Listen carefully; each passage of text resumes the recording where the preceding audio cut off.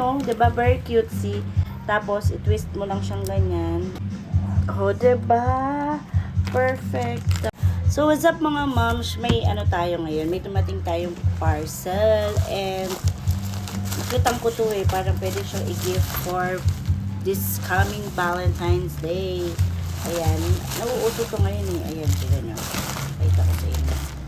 Ito siya open. Ayan o. Yung mga beads na may ano, ay pen na may beads. Ayan. Ayan, iba-iba. Tingnan nyo, super cute itong na-order ko.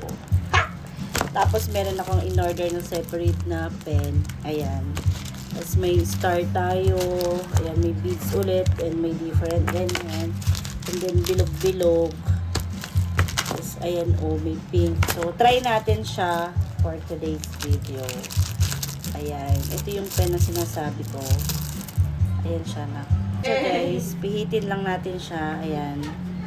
Diba? Pihit natin. And then, pili ka ng ano mo na. Ito yung mga design.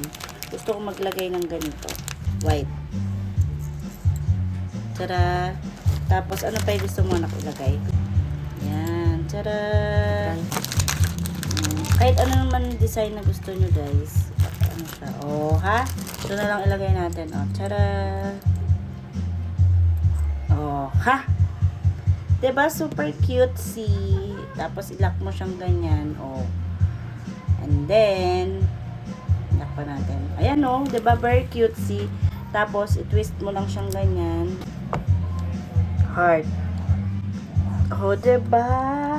Perfect. Tapos, super cutesy niyang ipang gift. Ngayong Valentine's for our teachers or kung kani-kanino man.